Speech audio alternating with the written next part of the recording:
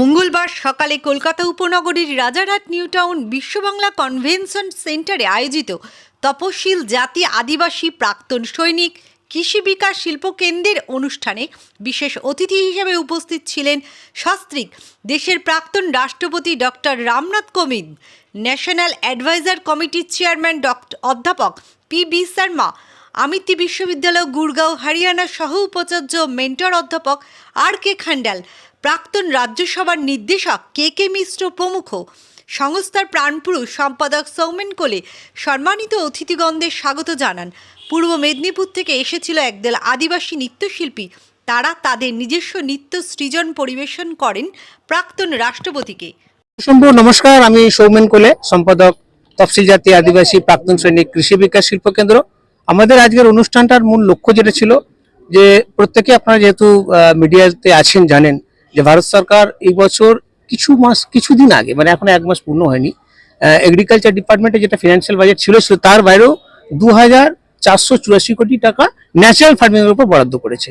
তো আমরা সেই সুযোগটাকে অ্যাচিভ করতে পেরেছি। আমাদের লক্ষ্য ছিল এটাই যে ন্যাচারাল ফার্মিং, কেন আমাদের ভারতবর্ষ তথা পশ্চিমবঙ্গ কৃষি প্রধান দেশ, কৃষির ডেভেলপমেন্ট হলেই কিন্তু তবে দেশ এগোতে পারবে।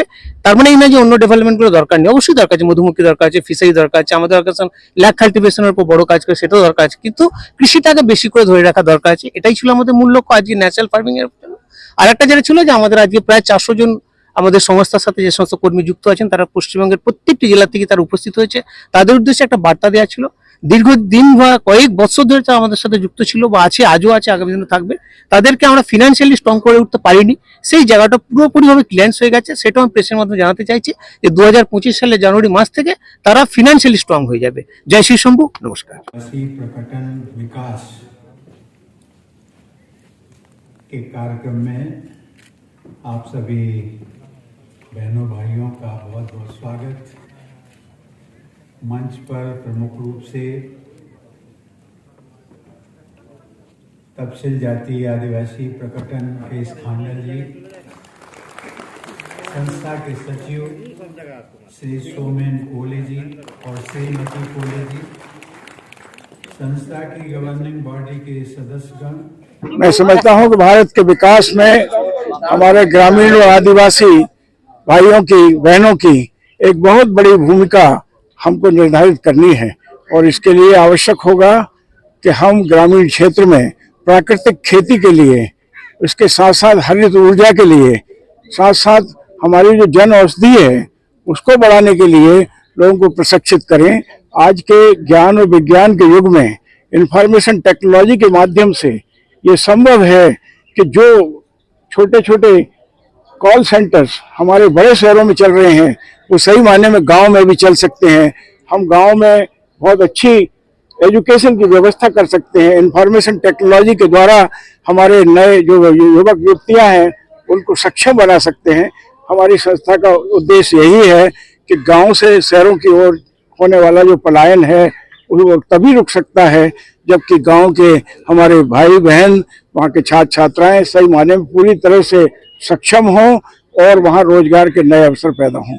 आज के इस कार्यक्रम का मुख्य उद्देश्य यही था कि पूर्व राष्ट्रपति महामहिम डॉक्टर कोविंद जी की उपस्थिति में हम सब इस बात की प्रेरणा लें कि भारत के विकास के लिए हम हमारे ग्रामीण क्षेत्र में रोजगार के नए अवसर पैदा करने के लिए, शिक्षा और प्रशिक्षण की बेहतर व्यवस्था करने के लिए संकल्प के साथ काम करें।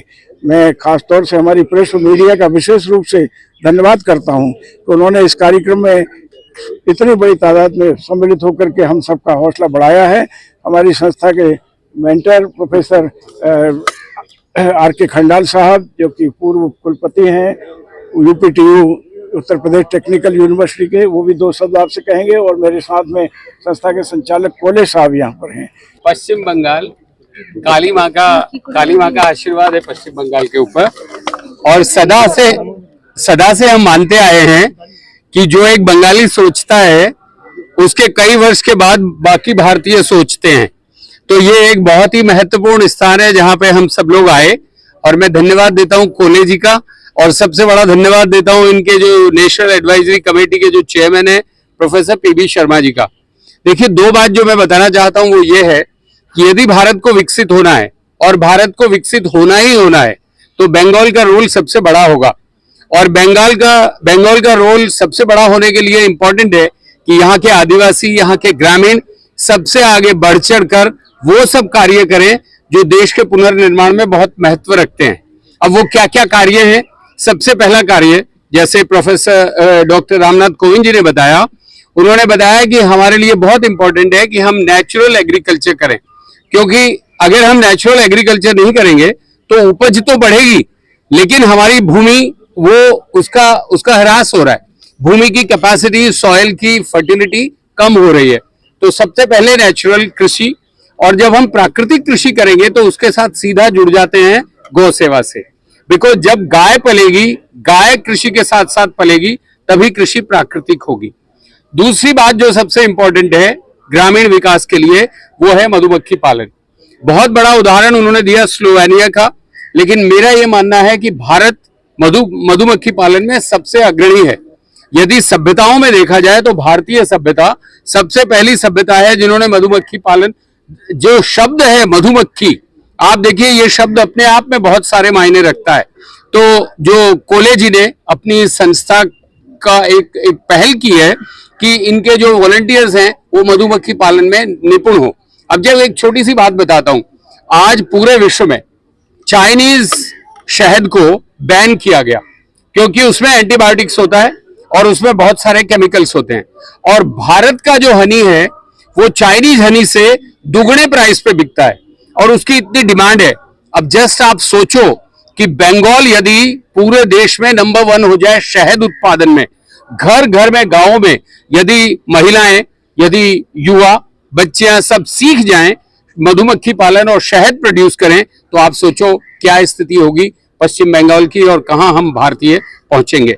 इन सब चीजों में पहल करके जो कोले जी की संस्था है वो बहुत आगे बढ़ रही है। मेरा यह सौभाग्य है कि मैंने जो भी सीखा है जीवन में और उसको समर्पण भाव से इनके साथ में जुड़ा हुआ हूं, पूरा प्रयास करता हूं।